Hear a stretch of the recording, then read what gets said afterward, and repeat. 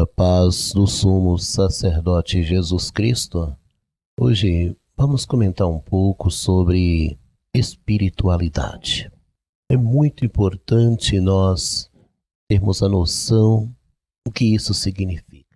De início vamos para a palavra de Deus, que está no livro de Êxodo 28, 29. Assim Arão levará os nomes dos filhos de Israel no peitoral do juízo sobre o seu coração, quando entrar no santuário, para memória diante do Senhor continuamente.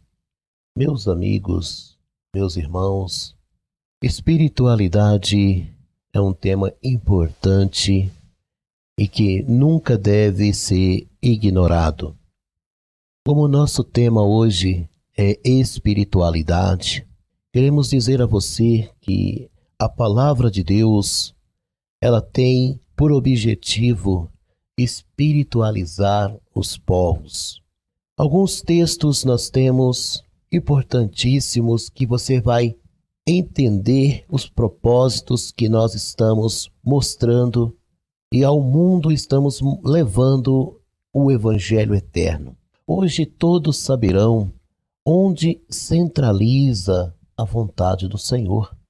Embora o mundo tenha pouco interesse, não é verdade? É óbvio que nem todos serão escolhidos, porque muitos são chamados. Você sabe que muitos são chamados, mas poucos são os escolhidos. Por isso não dão ouvidos à voz do Senhor. Agora, entrando no ponto principal, aqueles que serão revelados saberão toda a verdade em meio a muitos erros. Embora os erros sejam muitos, irmãos, se você busca o caminho da santidade de Deus, tudo será abençoado para você. Todos, de igual modo, possuem o direito de escolha. Para um bem maior, estamos aqui ajudando-os a decidirem certo. A finalidade das tribos dos filhos de Israel é fazer com que as pessoas decidam certo para a sua vida espiritual. Porque, decidindo errado, é óbvio que colherá uma decepção.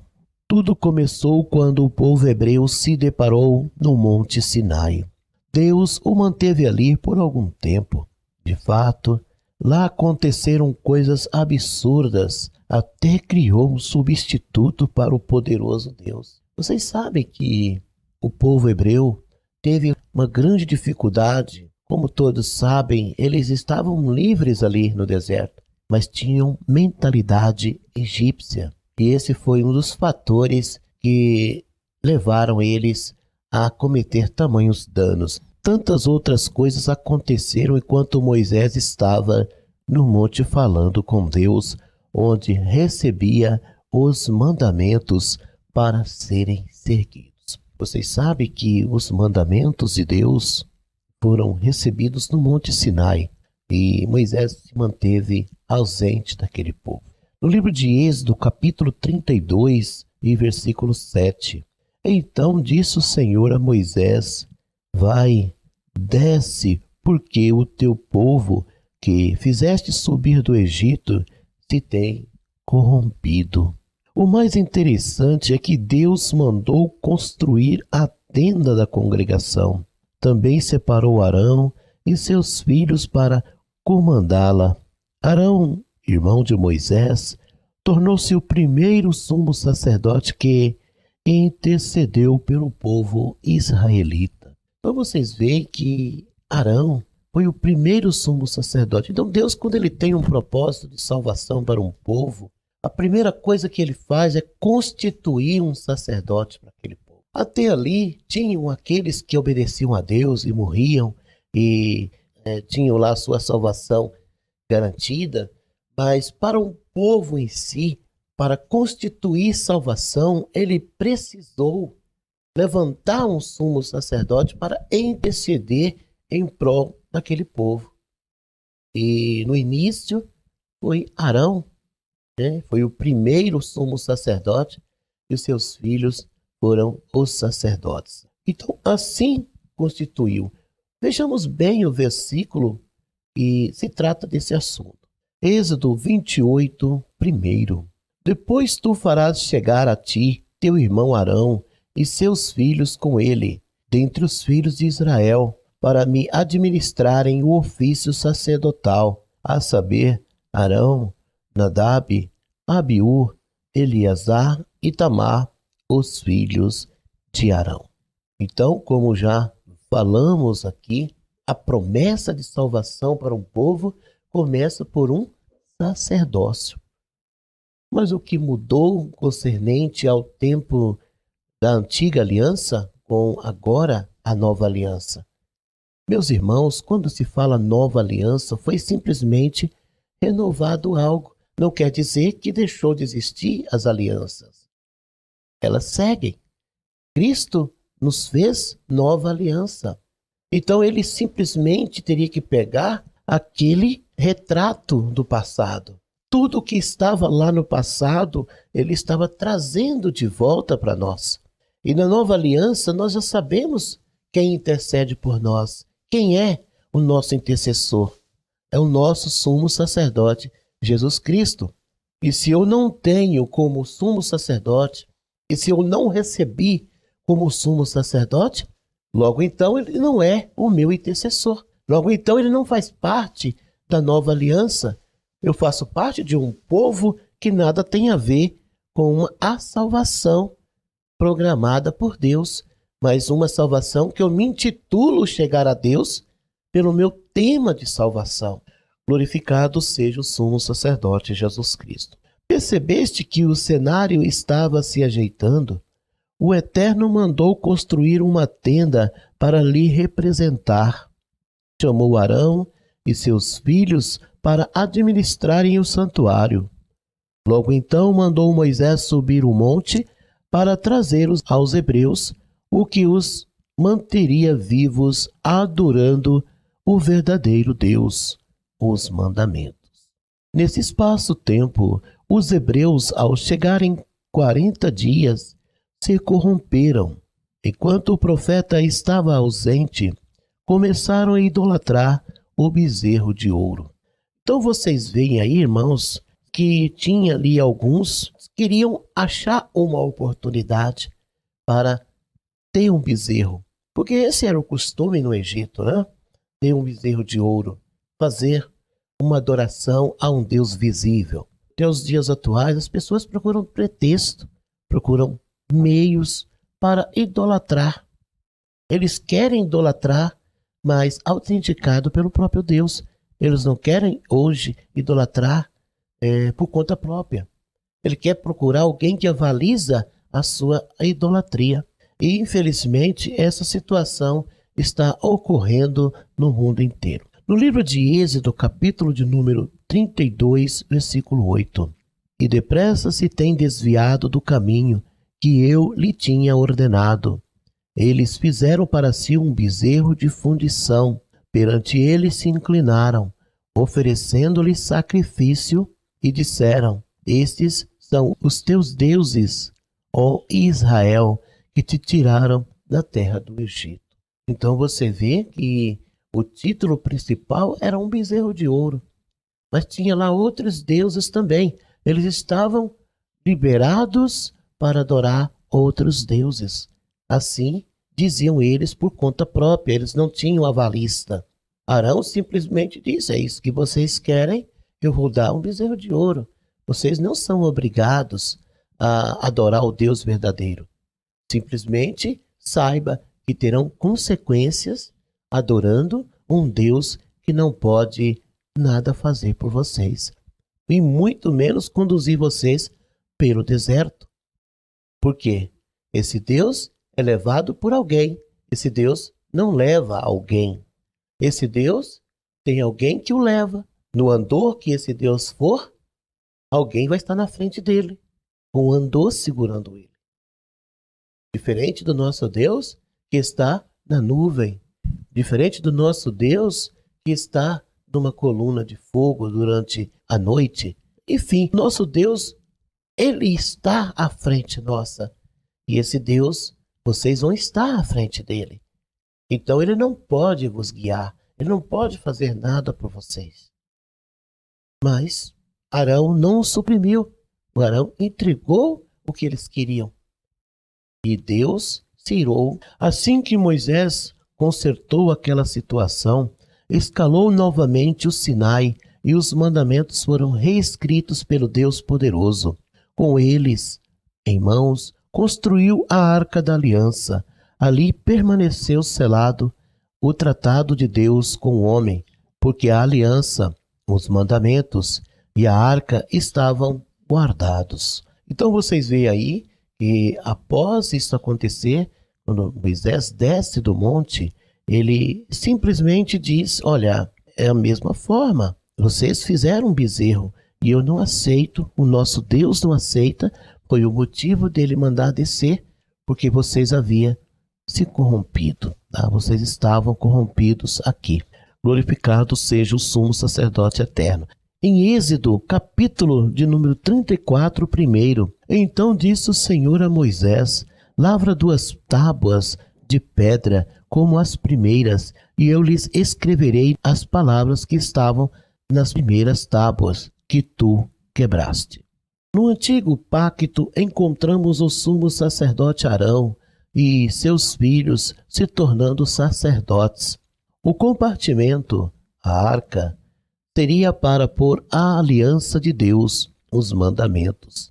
Também uma tenda móvel espiritual foi erguida até o rei Salomão construir o templo. Muitos anos depois, Cristo foi enviado porque a arca que depositava a aliança de Deus se perdeu e os mandamentos que estavam nela também desapareceram. Os judeus atualmente meditam na Torá, os 5 livros de Moisés. Neles contém os mandamentos dados por Deus. Agora, ausente a aliança escrita pelo próprio Deus, sem sombra de dúvida, as 613 leis ismaelitas infiltraram para dominar Israel. A vinda do Senhor à terra foi para resgatar, interpretar e substituir a aliança perdida. Somente o Filho de Deus conhecia os mandamentos do Pai e até possuía a autoridade para reconstruir a aliança do Senhor que estava quebrada. Atos 1:6. Aqueles, pois que se haviam ajuntado, perguntaram-lhe, dizendo, Senhor, restaurarás tu neste tempo o reino a Israel? Então, meus queridos irmãos, os discípulos tinham as suas dificuldades, mas também sabiam um pouco sobre o motivo de vir Cristo à terra. Eles tinham esse conhecimento, eles sabiam essa palavra, eles tinham esse tipo de interpretação, eles sabiam sim que Cristo estava vindo à terra justamente para restaurar Israel, para restaurar o seu bom nome perdido. Para quem não sabe, o Senhor, nosso sumo sacerdote eterno, que depois ele se torna sumo sacerdote, a palavra disse que tinha 2 Jesus Cristo. Se você pegar o mapa da palavra, você vai ver que tinha 2 Jesus Cristo. Da mesma forma que fala de Jesus Cristo, estrela da manhã, também fala do Jesus Cristo, estrela da alva. Da mesma forma que falamos de Jesus Cristo, também se fala anticristo. Foi trocado por motivos desconhecidos. Mas o que na palavra diz, que nós sabemos também, que Abraão teve 2 filhos, Isaque e Ismael. Cada um fazia parte de uma linhagem. Tanto Isaque constituiu dele depois 12 tribos, como também de Ismael, dele também foi constituído 12 tribos. Nós sabemos que um Jesus dominou um povo e um Jesus dominou um outro povo. E o Jesus que não tinha autoridade no céu, que já estava caído, ele estava se passando por Deus, até porque ele era sumo sacerdote, roubado de alguém, claro, de Adão, que nós sabemos que roubou esse sacerdócio dele, mas era um sumo sacerdote. E foi na cruz que Cristo dominou isso. Glorificado seja o sumo sacerdote eterno. Ao batizar-se nas águas do Rio Jordão pelo primo João Batista, o sumo sacerdote não se tornou profeta, mas o sacerdote para restaurar a obra do Pai que jazia em ruína. Ele começou levantando 12 homens, representando as 12 tribos de Israel, ou os sacerdotes filhos de Arão, que auxiliavam na congregação. E para o final dos tempos, também afirmam ser os 144 mil.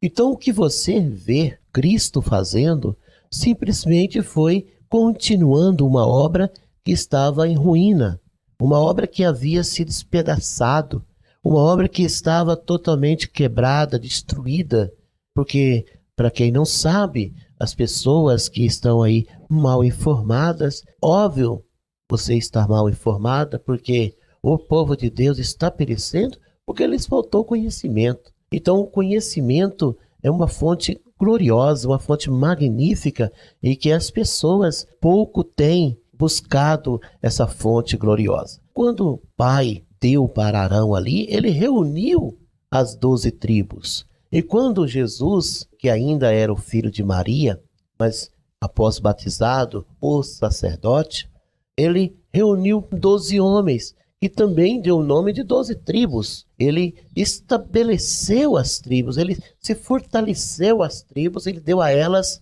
uma identidade, tribos dos filhos de Israel. Então ali ele se compôs um fragmento espiritual muito grande.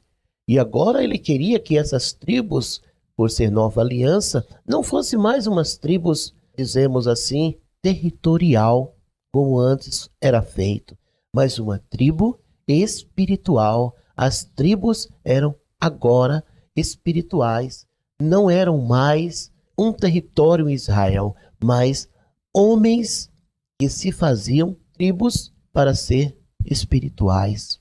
E nós sabemos que cada tempo Deus tem uma forma de trabalhar. Quando Satanás ele entra pensando que vai destruir a obra de Deus, e Deus já coloca obras especiais no seu trabalho.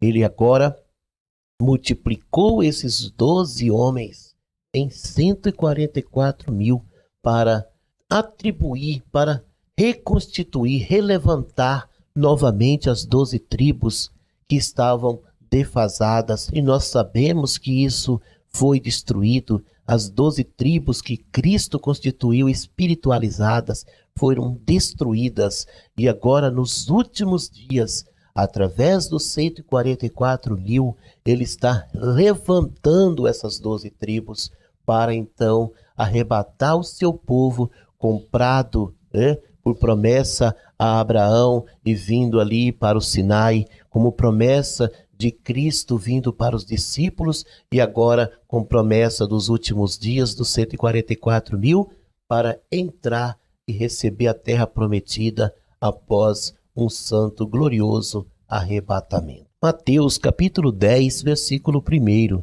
E chamando seus 12 discípulos, deu-lhes poder sobre os espíritos imundos para os expulsarem e para curarem todas a enfermidade e todo o mal. Então, essa foi uma missão para os 12 discípulos. Não foi trabalhar numa terra, não foi receber uma terra do lado norte, do lado centro-oeste, não. Ele deu uma missão para os 12 discípulos, que seria resgatar pessoas e trazer ao redil das tribos dos filhos de Israel. E nos últimos dias encontramos também Apocalipse capítulo 7, versículo 4. E ouvi o número dos assinalados, e eram 144 mil assinalados de todas as tribos dos filhos de Israel. Como os mandamentos escritos pelo próprio Deus não estavam presentes, os 10 foram resumidos por Cristo. Por serem 2 grandiosos mandamentos agora, redefiniu a aliança dada a Moisés em nova aliança. A arca tornou-se o próprio Senhor, o nosso sumo sacerdote após sua morte. Então, vocês percebem o sacerdócio de Arão pereceu. Nós sabemos que Eleazar lhe substituiu, né? Mas o sacerdócio de Cristo, eles pensavam que, matando o Senhor, ele seria substituído por outro ou colocando, reconstituindo um outro. Não, o nosso sumo sacerdote Jesus Cristo é eterno e agora não há substituto para ele. Em todo tempo o homem lutou para tirar a obra de Deus, para destruir a obra de Deus, mas o sumo sacerdote Jesus permanece. E quando ele achou por bem cumprir a profecia, então ele trouxe novamente a sua promessa que o seu sacerdócio seria alto, intocável e poderoso, como ele é e está sendo agora autenticado por um povo que busca a promessa de ser arrebatado. Mateus 22, 37. E Jesus disse-lhes: amarás o Senhor teu Deus de todo o teu coração, e de toda a tua alma, e de todo o teu pensamento. Mateus 22, 39. E o segundo, semelhante a este, é que amarás o teu próximo como a ti mesmo. Então, os 10 mandamentos nesta nova aliança foram resumidos em 2. Tá? Eles não estão dizendo praticamente cada coisa separadamente, mas ele disse que deve amar a Deus sobre todas as coisas e amar o próximo como a si mesmo. O sumo sacerdócio de Cristo representa o sacerdócio de Arão, antes transitório e tribo de Levi, atualmente eterno e de Judá. Então antes Deus escolheu a tribo de Levi e era transitório. Isto quer dizer que Arão morria e passava para o seu filho, e seu filho sucessivamente para o seu filho, e assim sucessivamente. Mas agora ele é eterno, é de Judá. E nós sabemos que de Judá foi a tribo dos reis. E isso foi muito importante, nós temos noção disso. Glórias a Deus. O lembrete deve ser considerado. Jesus nunca se tornaria sumo sacerdote se quem o batizasse não fosse sumo sacerdote escolhido, porque o Senhor procedia de Judá. Se ele abraçasse o sacerdócio sem receber de alguém que já o possuía, logo Cristo golpearia Levi, a tribo constituída por Deus. Isso não procederia do Eterno. Então, queridos irmãos, o que nós estamos vendo, os homens intitularam João Batista como profeta, e isso é uma blasfêmia contra Deus, contra o próprio Jesus, né? Porque um profeta não gera sumo sacerdote, não gera sacerdote, e sim profeta. Os judeus atualmente, eles têm Jesus como um bom profeta, mas eles negaram Jesus. E nós sabemos hoje que Jesus é um sumo sacerdote porque a palavra disse isso. E por outro lado, João Batista foi o último sumo sacerdote da linhagem de Levi. Ele foi o último. E seu pai, por Deus, poupado, guardado, silenciado, né? Porque ele teve que silenciar para prevalecer a linhagem de Levi do sacerdócio.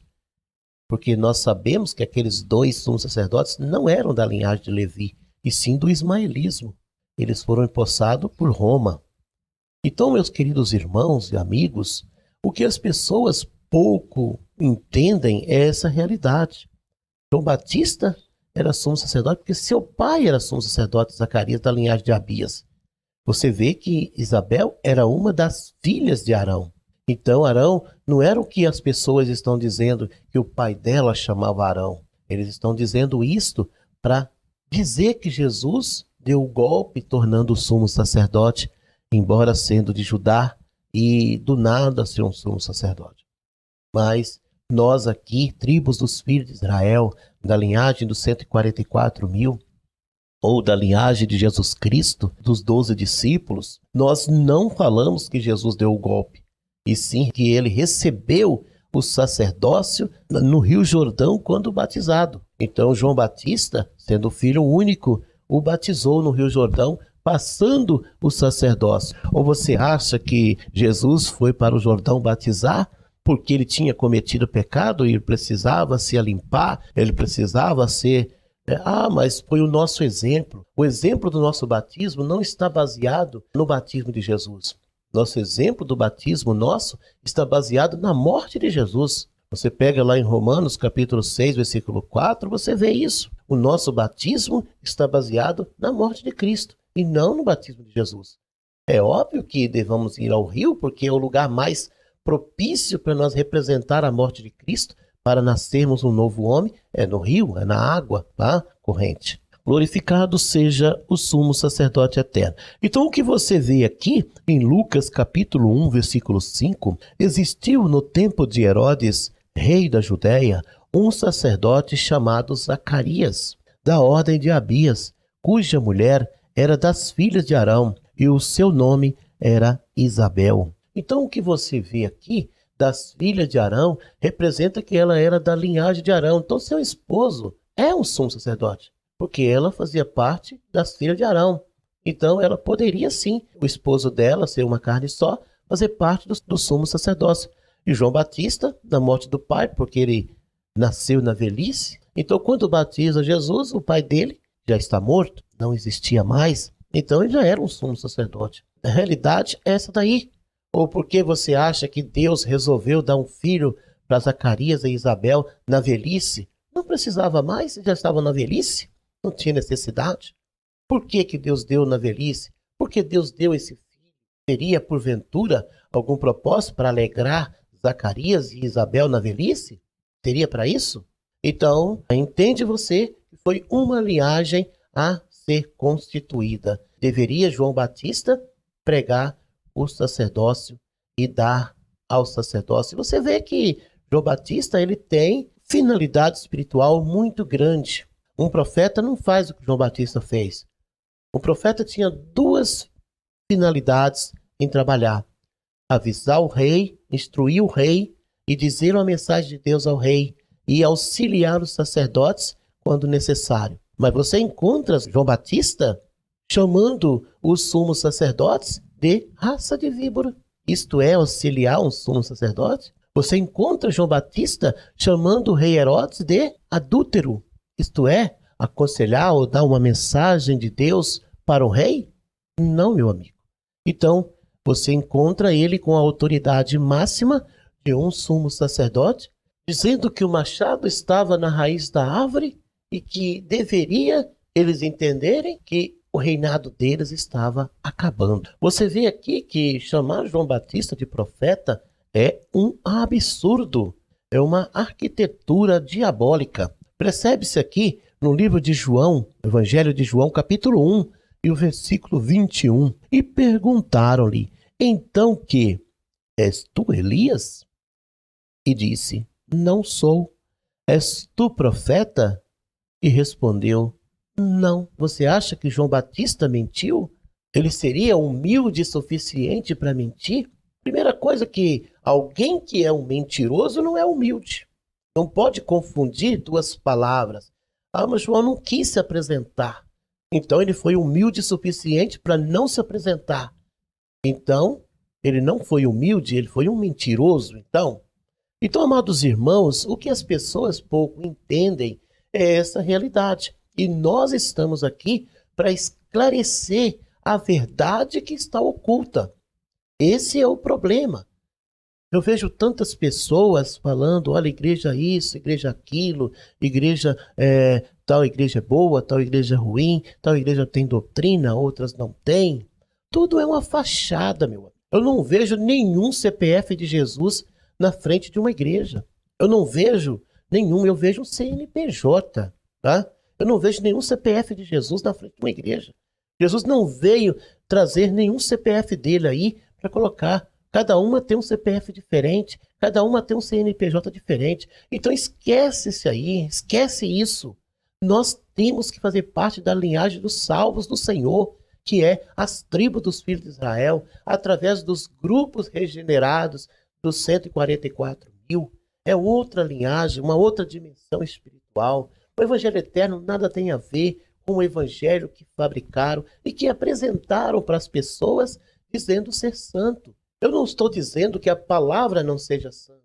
Eu estou dizendo a forma como o inimigo interpretou a Bíblia é para puxar uma sardinha para ele. Ele montou um arrebatamento, ele montou um tipo de doutrina para ele. Ele montou uma forma de enganar as pessoas, que resumindo tudo é um controle mundial para as pessoas nos últimos dias. Existe um porquê do sacerdócio transitório chegar até Levi. Ela não era a tribo escolhida. Levi era o filho de Jacó, como os seus irmãos, e desobedecia o pai. Judá tinha defeitos, sim, mas seus erros não partiam dele. Era manipulado pelos irmãos. O simples fato de a tribo de Levi ser escolhida é porque Moisés pertencia a essa tribo. Nessa abreviação, onde entra a igreja espiritual para lhes atribuir valores. Então, hoje você está vendo aí a espiritualidade, a razão de uma espiritualidade e por que existe um tal de espiritualidade. Então, a espiritualidade, ela vem pelo sacerdócio. Se você não faz parte do sacerdócio, que hoje chamamos o sacerdócio de Cristo, você não pode atribuir em você mesmo, ou titulado por alguém, ou você autotitulou, santidade. Você não pode atribuir uma espiritualidade fabricada, uma espiritualidade que pode te trazer segurança.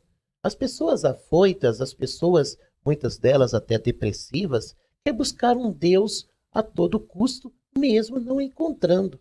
Quer achar um socorro, elas estão totalmente desprovidas de entendimento, elas estão fracassadas no seu teor espiritual, elas estão se perdendo todo momento e buscam um Deus de todo jeito para se aliviar.